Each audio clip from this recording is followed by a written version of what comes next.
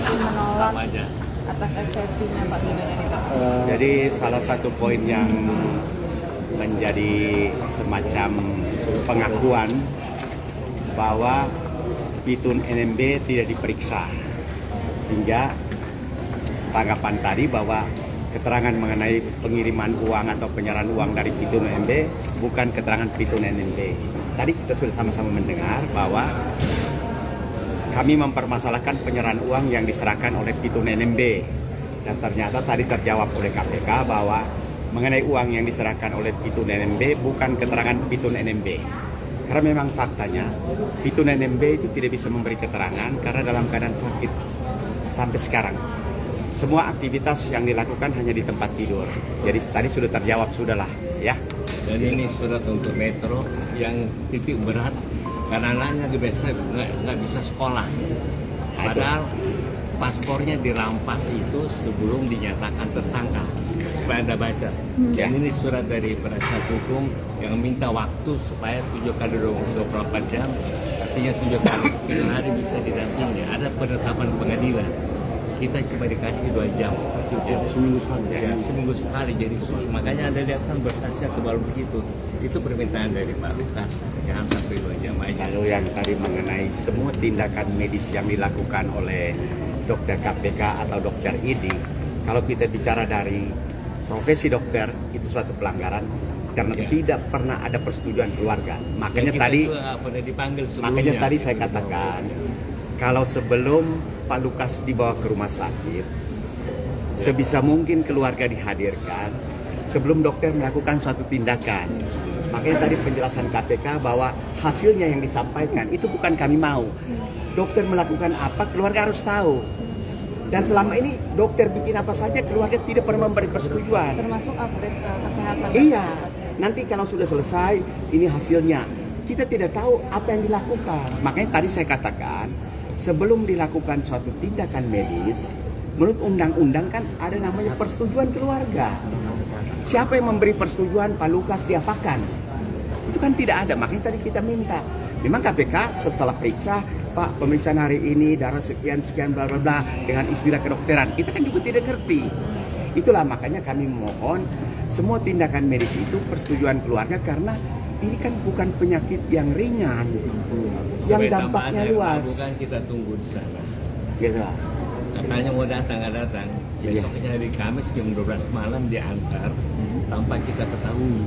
Makanya ada yang dimintakan oleh rekan saya dan hakim juga memberitahukan kepada KPK supaya memberitahukan sebelumnya karena rata-rata tensinya di atas 200 itu sudah ada. Jadi yang dimaksud itu sebelum ada tindakan dokter ya, karena misalnya hari kontrolnya minggu lalu kan kami diberitahu bahwa hari Rabu kami dari jam 11 sampai jam 6 sore, sehingga penjaga atau dokter jaga di RSPAD mengatakan, Pak, jadi datang atau tidak, karena dokter yang akan memeriksa Pak Lukas itu mau pulang. Kita katakan bahwa sudah jam segini nggak mungkin. Tahu-tahu Kamis malamnya jam 9 baru beliau dibawa ke rumah sakit karena muntah-muntah.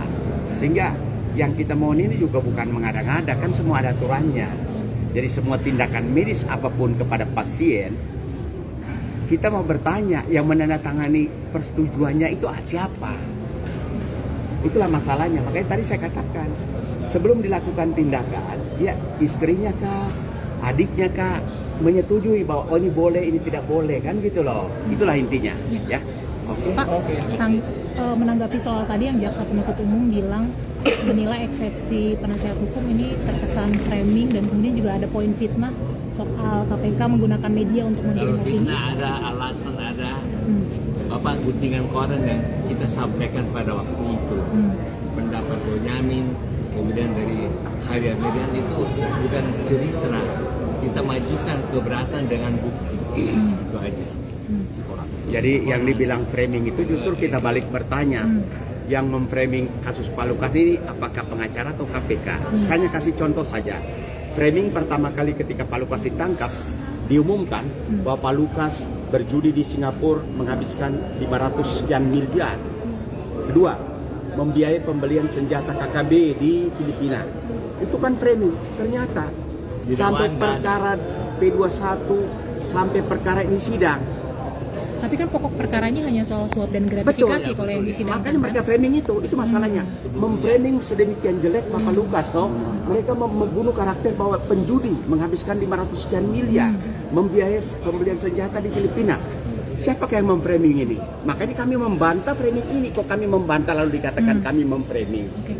Penegasan aja Pak, kan selalu disampaikan soal Pak Lukas kondisinya sakit dan lain sebagainya. Apakah memang tujuan dari tim penasehat hukum sesuai dengan ada aturan bahwa kalau terdakwa sakit permanen itu kemudian perkaranya tidak boleh dilanjutkan di persidangan atau seperti apa sebenarnya tujuan? Pak Harto kan waktu sakit permanen ada putusan pengadilan negeri Jakarta Selatan.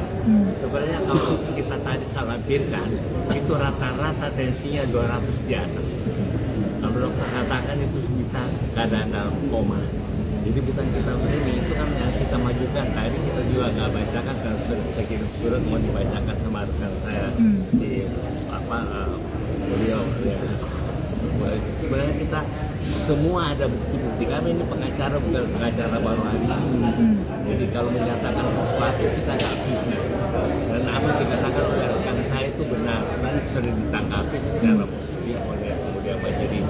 Masa begitu tebal Anda lihat berkas? Seminggu kita cuma dapat 2 jam. Bagaimana kita bisa menjelaskan semua? Kita kan bedah perkara itu. Apa saksi ini dia kenal? Kalau tidak kenal kenapa dan lain sebagainya.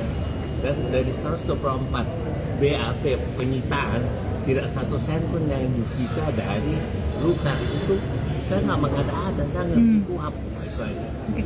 Tapi kalau poinnya sakit bukannya sudah dikasih kemudahan untuk ikut online sidangnya Pak? Online itu supaya rakyat Papua lihat setengah badan aja, nggak lihat kakinya. Anda lihat tadi kan, jalannya juga. Kalau online cuma berdiri kan, itu tiba-tiba aja dikatakan online supaya rakyat dan wartawan tidak melihat keadaan sebenarnya. Kita nggak mengada-ada tadi di apa kok dari dulu kami kunjungi itu kakinya bengkak, makanya nggak bisa pakai sepatu. Tadinya mau dikasih pakai sepatu sana, dia nggak mau, nggak muat. Ya, bukan kita mengada-ada kok. Oke. Terima kasih. Kasih kompas ya.